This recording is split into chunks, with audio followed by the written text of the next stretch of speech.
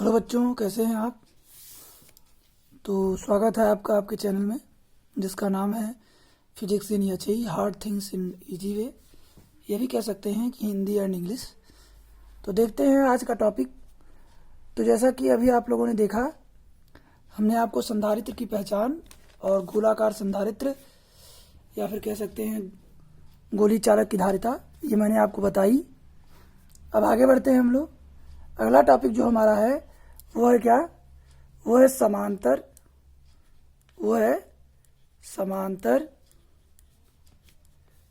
समांतर प्लेट संधारित्र। समांतर प्लेट संधारित्र, इसको हम लोग बोल सकते हैं parallel plate capacitor. Parallel plate capacitor. तो समांतर प्लेट संधारित्र या पैरेलल प्लेट कैपेसिटर क्या होता है? समांतर प्लेट संधारित्र या पैरेलल प्लेट कैपेसिटर क्या होता है? कैपेसिटर तो आप जानते ही हैं। फिर से मैं आपको एक बार कैपेसिटर बताना चाहूँगा, यानी संधारित्र क्या होता है फिर से मैं आपको एक बार बताना चाहूँगा। संधारित्र एक ऐसी युक्ति है जो वैद्युत ऊर्जा संचित करती है आवेश के रूप में। जो वैद्युत ऊर्जा संचित करती है किस रूप में? आवेश के रूप में। और ये जिस चालक के साथ जुड़ती है उसके चालक के आकार में, उस चालक के आकार में कोई परिवर्तन नहीं करती। मैंने आपको बताया भी था। जैसे आपका कंडेंसर हुआ, कंडेंसर जानते होंगे आप लोग। जैसे आपका कंडेंसर हुआ, तो कंडेंसर क्या है? एक तरीके का संधारित्र है। तो संधारित्र क्या करता है? वो जिस चालक के साथ जुड़ता है उसके आकार में कोई परिवर्तन नहीं करता, पर अधिक से अधिक आवेश की मात्रा को संचित करने का काम करता है। तो समांतर प्लेट संधारित्र, पैरेलल प्लेट कैपेसिटर, इसकी चर्चा आज हम लोग करेंगे। तो देखिए, हम लोगों ने इसके पहले वाले वीडियो में बात किया था गोलाकार संधारित्र का। कुछ थोड़ा सा उसके बारे में भी देख लें एक बार।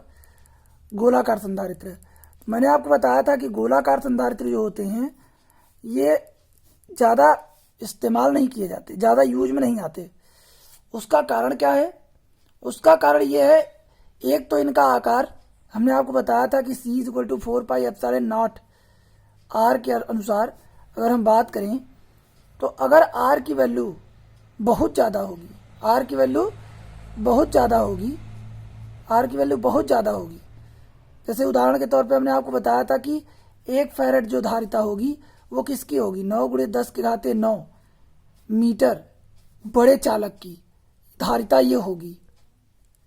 तो अगर आप सोचिए कि हमको कोई ऐसा कैपेसिटर बनाना है जिसकी धारिता मान के चलिए इतनी तो नहीं हो सकती, लेकिन अगर मान लीजिए माइक्रो में भी होना हो तो भी जो हमारा चालक होगा वो काफ़ी बड़े आकार का होगा।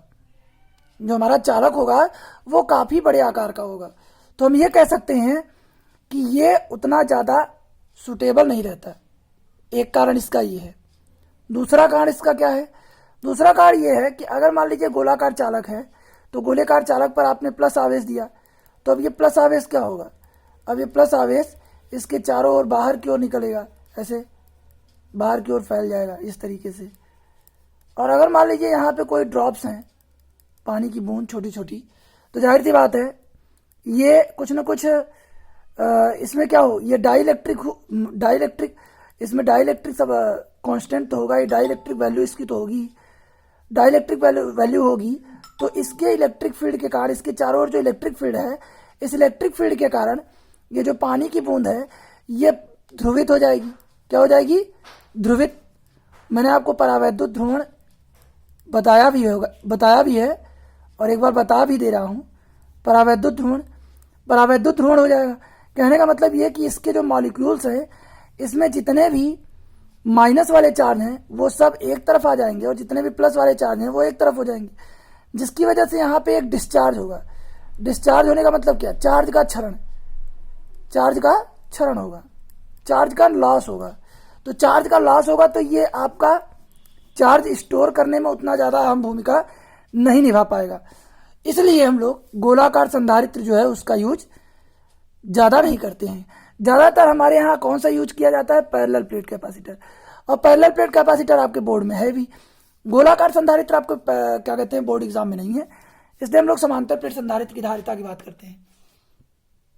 तो अगर बात करें समांतर प्लेट संधारित्र की धारिता की, तो क्या है ये और किस तरीके से समांतर प्लेट संधारित्र को हम समझ सकते हैं, तो आइए देखते हैं। इसमें क्या करेंगे, इसमें धातु की दो प्लेट एक दूसरे से स्मॉल डिस्टेंस डी पर लेंगे। धातु की दो समांतर प्लेट देख लीजिए आप, दोनों के बीच का अंतर एक जैसा होना चाहिए, कहीं ज्यादा कहीं कम नहीं होना चाहिए। धातु की दो प्लेटें एक समांतर लेंगे, एक दूसरे समांतर, और ये प्लेटों को हम वैद्युत रोधी स्टैंड की सहायता से, मान लीजिए कि ऐसे, इसको इस सोर्स से और इसको अर्थ से कनेक्ट कर देते हैं, तो जब सोर्स से एक प्लेट पर हम चार्ज देंगे तो मान लीजिए प्लस क्यू चार्ज इस पर आया, तो इस पे प्लस चार्ज आ जाएगा, इस पे प्लस चार्ज आ जाएगा।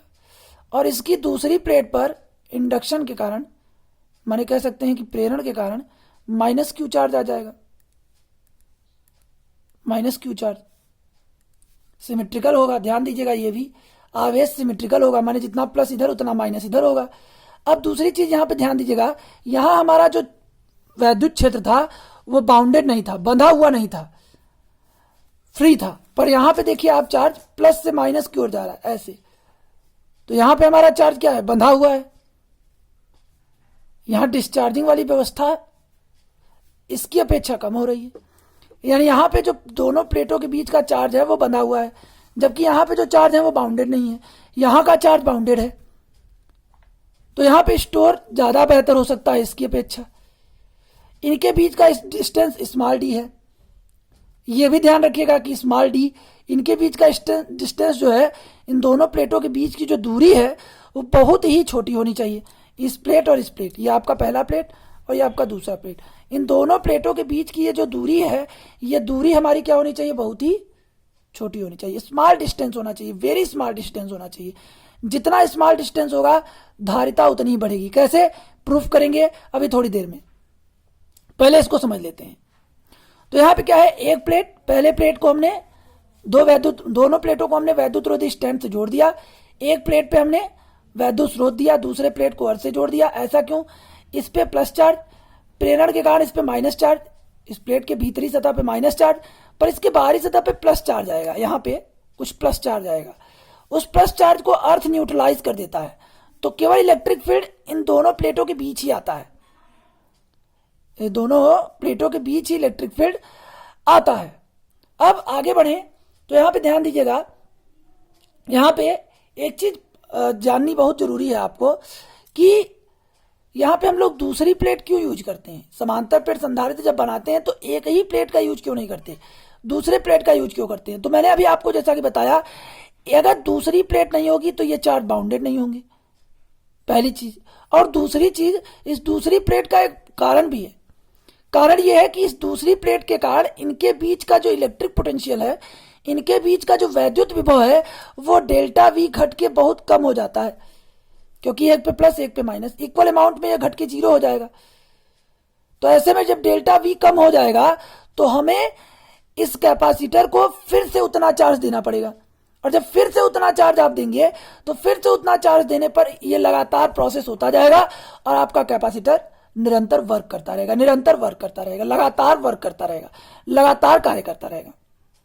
आगे बढ़ते हैं हम लोग अगर इसके धारिता की बात करें, इस पैरेलल प्लेट कैपेसिटर का कैपेसिटेंस कितना होगा, ये जो आपका लिखा हुआ है समांतर प्लेट संधारित्र, तो समांतर प्लेट संधारित्र की धारिता क्या होगी, यहां लिख लीजिए, समांतर प्लेट संधारित्र की धारिता, समांतर प्लेट संधारित्र की धारिता।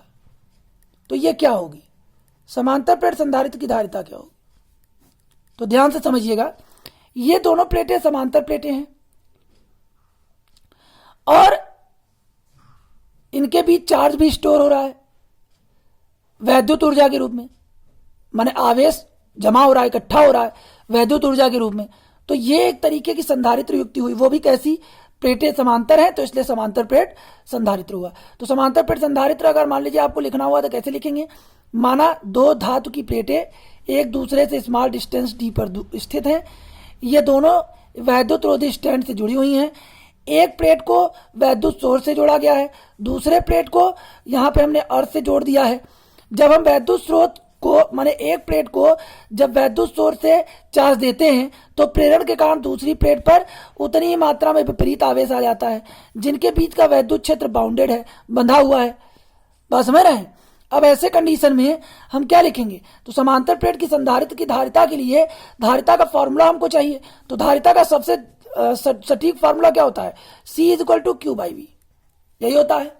C is equal to Q by V. तो ध्यान दीजिएगा, यहां आप क्यू बाई वी या क्यू बाई डेल्टा वी दोनों लिख सकते हैं। यहां पे आप क्यू बाई वी या डेल्टा वी दोनों लिख सकते हैं। दो प्लेटों के बीच विभव का अंतर, यहां पे आप ये भी लिख सकते हैं।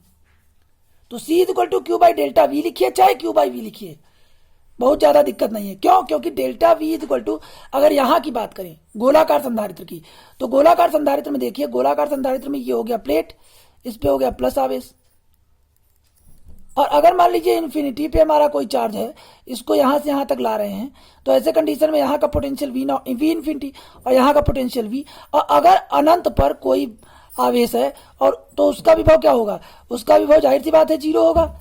और v में से जीरो अगर आप घटाते हैं, v में से अगर आप जीरो घटाते हैं तो v ही आएगा। तो इसलिए डेल्टा v की वैल्यू क्या होगी?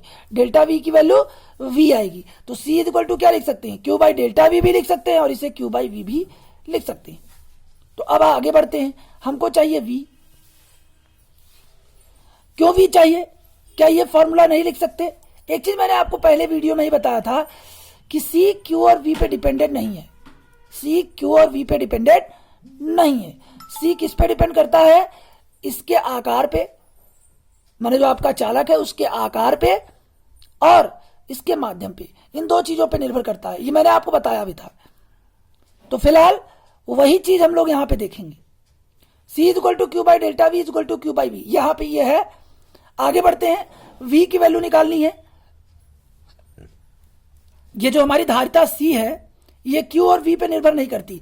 एक जगह हम देख चुके हैं, C is equal to 4πε0r में, यहां पे भी निर्भर नहीं करती। कैसे निर्भर नहीं करती ये भी हम लोग प्रूफ कर देंगे। कैसे प्रूफ करेंगे इसको देख लेते हैं। तो देखिए, ये तो समांतर प्लेटें आपने ली, एक पे चार्ज प्लस क्यू, दूसरे पे माइनस क्यू, बीच का डिस्टेंस d, इनके बीच का इलेक्ट्रिक फील्ड उसे निकालना पड़ेगा। कैसे निकलेगा उसकी बात अभी हम चर्चा करते हैं। देखिए, ये जो दो समांतर प्लेटें हैं, पहले प्लेट का क्षेत्रफल a, दूसरे प्लेट का क्षेत्रफल भी a, दोनों प्लेटें समान आकार की हैं। ये भी समान आकार की और ये भी समान आकार की, तो जाहिर सी बात है इन दोनों प्लेटों का जो क्षेत्रफल है वो एक समान होगा। तो ये a, इस प्लेट का क्षेत्रफल भी a। तो C is equal to Q by V संधारित्र की धारिता का फॉर्मूला है। हमको चाहिए v चाहिए, तो v कैसे आएगा? हमारे पास अगर E है, हमारे पास जाहिर सी बात है दोनों प्लेटों के बीच वैद्युत क्षेत्र E है, बीच की दूरी d है, विभवांतर v है, तो हमको v चाहिए। E है, d है, v चाहिए। तो EVD में क्या संबंध होता है? आपको याद होगा EVD में संबंध होता है E is equal to V by D.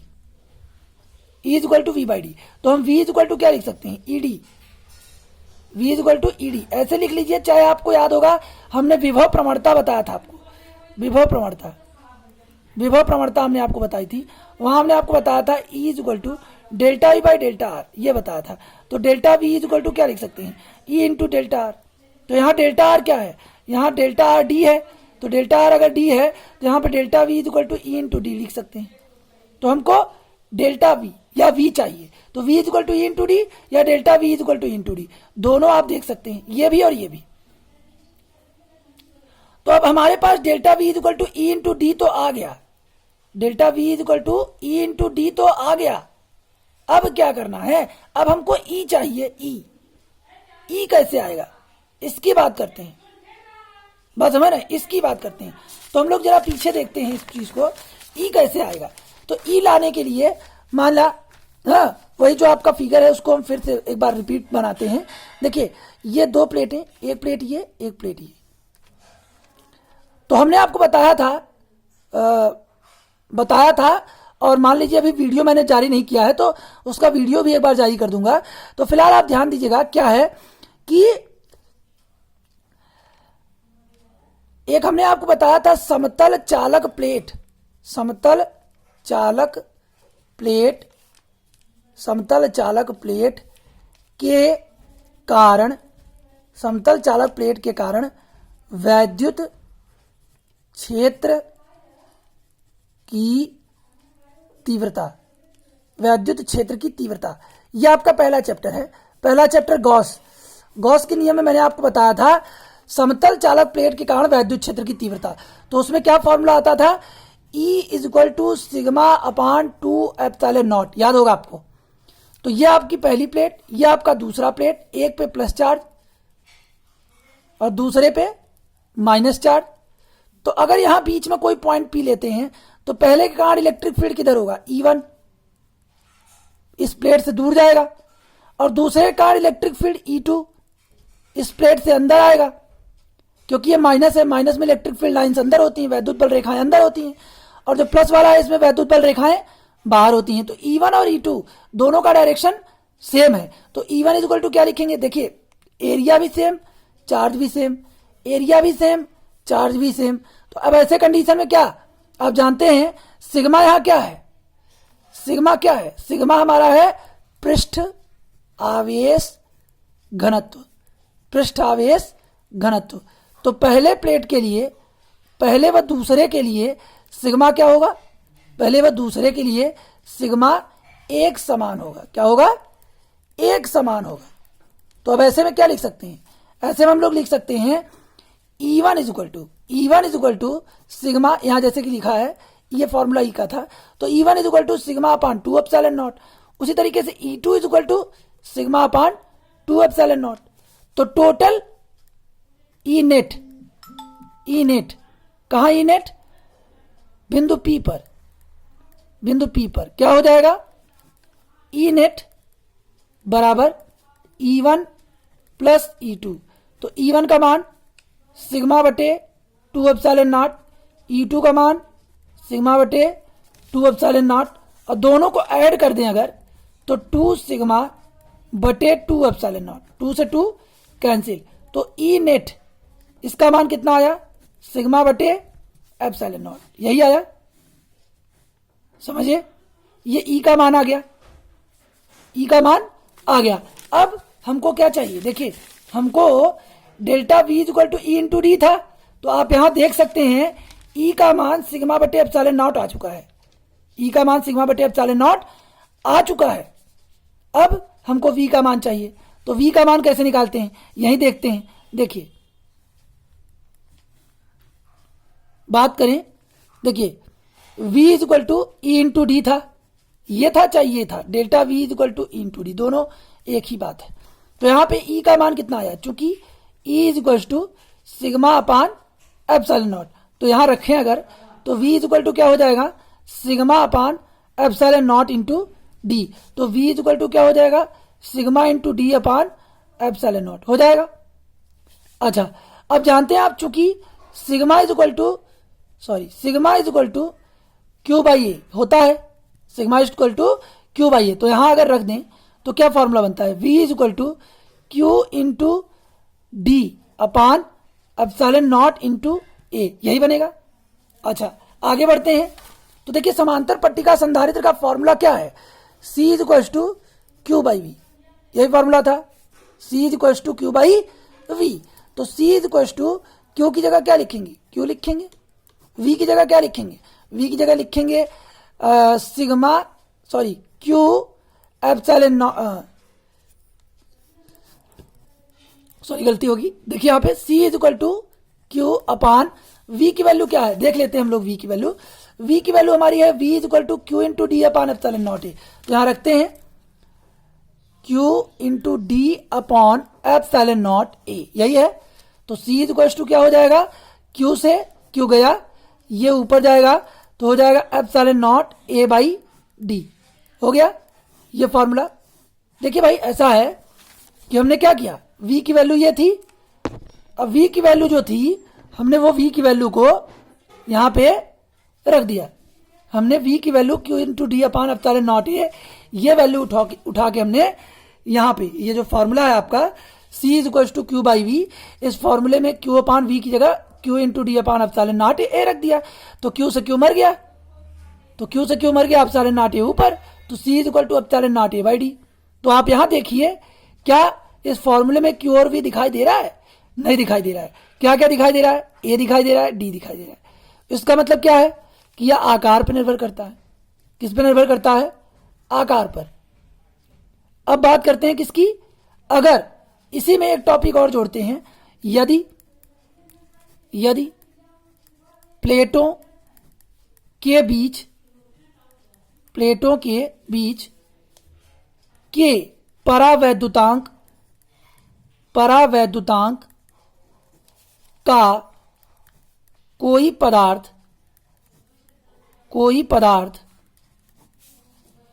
पूर्ण रूप से भरा हो, कोई पदार्थ पूर्ण रूप से भरा है, तब क्या होगा?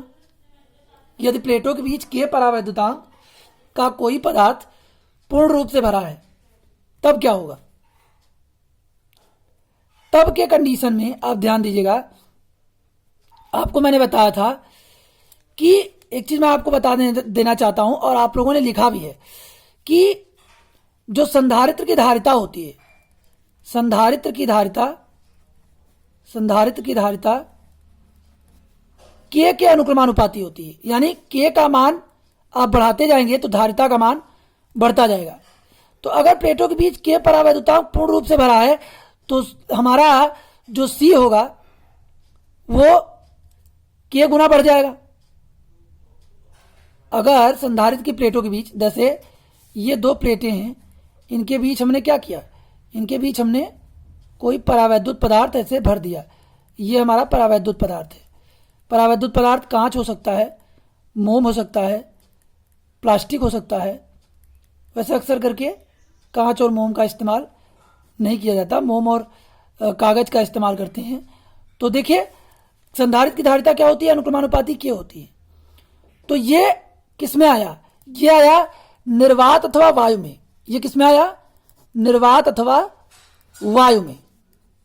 ये आया आपका निर्वात अथवा वायु में। और ये किस में आया? ये किस में आया? ये के परावैद्युतांक के लिए, के परावैद्युतांक के लिए क्या हो जाएगा? के परावैद्युतांक के लिए आपको मैं बताना चाहूंगा कि जो, ध्यान से समझिएगा, के परावैद्युतांक के लिए यहां पे आपका के आएगा। यहां पे आपका क्या आएगा? के आएगा। निर्वात अथवा वायु में ये क्या होगा? धारिता C is equal to epsilon naught A by D होता है। तो इसको आप सी नॉट भी लिख सकते हैं, क्योंकि निर्वात अथवा वायु के लिए इसका इस्तेमाल किया जाता है नॉट का। तो C naught is equal to epsilon naught A by D लिख सकते हैं। अगर संधारित्र की धारिता निकालनी हो जब प्लेटों के बीच परावैद्युतांक, माने प्लेटों के बीच परावैद्युत पदार्थ भरा हो पूरी तरीके से, तब क्या हो जाएगा? तब यह बन जाएगा आपका C इज इक्वल टू के सी नॉट। यानी C इज इक्वल टू के सी नॉट का फॉर्मूला रखेंगे तो epsilon naught A by D. तो C इज इक्वल टू हो जाएगा के एप्सिलॉन नॉट ए अपॉन डी। ये फॉर्मूला आपका बन जाएगा। ये कैसे आएगा इसको भी हम बता सकते हैं। देखिए, जैसे आप लोगों ने देखा E इज इक्वल टू क्या था formula? E is equal to sigma upon epsilon naught था। ये कब होगा? तब जब निर्वात अथवा वायु,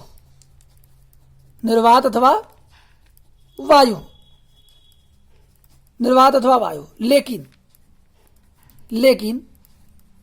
यदि के परावैद्युतांक वाले माध्यम में ई का मान क्या हो जाएगा? E is equal to sigma upon K epsilon naught. E is equal to sigma upon K epsilon naught. तो वी इज इक्वल टू क्या था? E into D. तो ई की जगह क्या रखेंगे? सिग्मा बटे K epsilon naught into D. तो सिग्मा का वैल्यू क्या रखेंगे? सिग्मा इज इक्वल टू क्या होता है? Q by A. तो यहां क्या रखेंगे?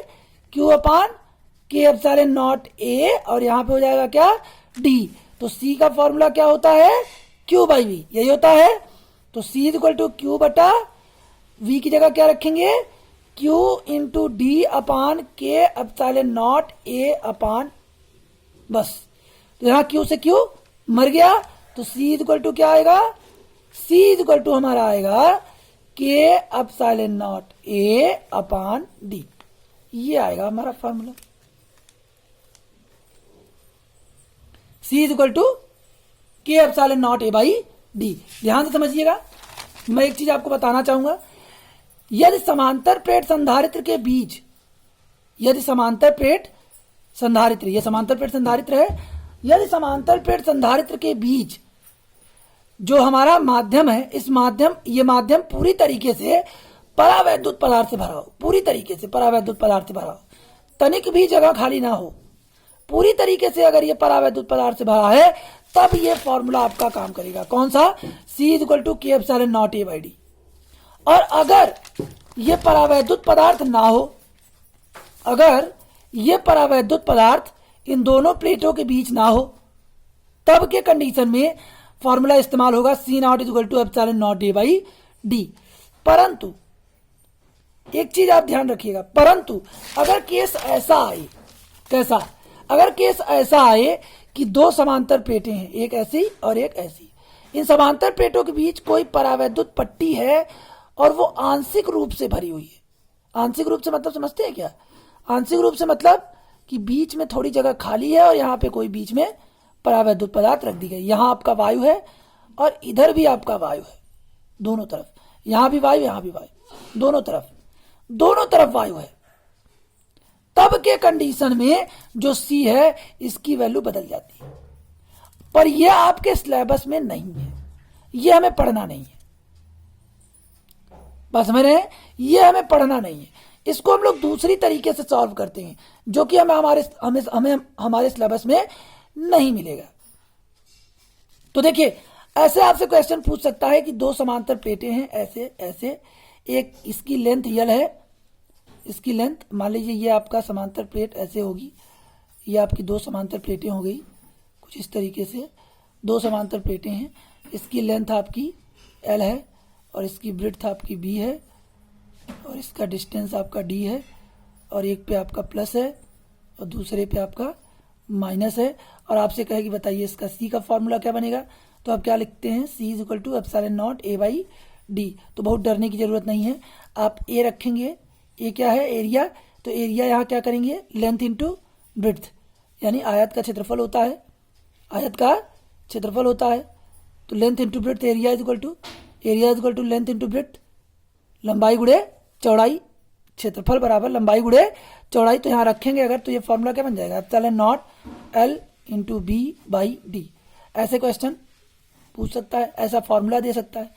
अगर मान लीजिए कहे ऐसा, दो गोलाकार प्लेट, एक ये और एक ये, दो गोलाकार प्लेट हैं, इनकी त्रिज्या R है, इनकी भी त्रिज्या R है, दोनों एक समान है ना, और इनके बीच की दूरी D है। अब कहे बताइए इनके बीच, अब इस पे भी प्लस इस पे माइनस है, अब बताइए इन पे जो संधारित्र की धारिता होगी वो क्या होगी। तो डरने का नहीं है जरूरत, C equal to epsilon naught A by D ये होता है, आप जानते हैं। A क्या है, क्षेत्रफल, ये कैसा है, वृत्ताकार सर्कुलर प्लेट है, तो A का फॉर्मूला क्या होगा, पाई R स्क्वायर, यहाँ रखेंगे अगर आप, तो फॉर्मूला क्या बन जाएगा, C equal to epsilon naught pi R square by D। तो एक फॉर्मूला ये भी बन जाएगा आपका। तो आप ध्यान रखिएगा, ऐसे करके क्वेश्चन आ सकते हैं, तो इसलिए डरने की आपको चिंता करने की आपको कोई जरूरत नहीं है। फिलहाल तो मैं अभी इसके एनसीईआरटी के क्वेश्चंस आपको बताऊंगा ही, तो लेकिन जो मैं यहाँ पे आपको समांतर प्लेट संधारित्र पढ़ा रहा हूँ, इसको आप बहुत अच्छी तरीके से देखते रहिएगा। हो सकता है एक दिन मैं आप लोगों से इसके बारे में पूछूं, अगर मौका मिला तो। फिलहाल ये आपका C equal to epsilon naught pi R square by D ये फॉर्मूला बनता है। तो समांतर प्लेट संधारित्र की यही व्यवस्था थी जो भी आप लोगों ने देखी। तो समांतर प्लेट संधारित्र मैंने आपको बता दिया, यहां तक इसका फॉर्मूला था, C equal to epsilon naught A by D। इसी आधार पे इसके न्यूमेरिकल्स आएंगे। ध्यान दीजिएगा कौन कौन सी चीजें कि समांतर प्लेट संधारित्र क्या होती है। मैं आपको बता दूं, समांतर प्लेट संधारित्र एक ऐसा संधारित्र है जिसमें दो समांतर प्लेटें एक दूसरे से कुछ दूरी पर स्थित होती हैं और ये क्या करती हैं, वैद्युत आवेशों का संचय वैद्युत ऊर्जा के रूप में करती हैं, बहुत ही अच्छी तरीके से ज्यादा मात्रा में यहाँ पे वैद्युत ऊर्जा का संचय किया जा सकता है गोलाकार संधारित्र की अपेक्षा। इसी के साथ ये वीडियो यहीं पर समाप्त करता हूं। धन्यवाद।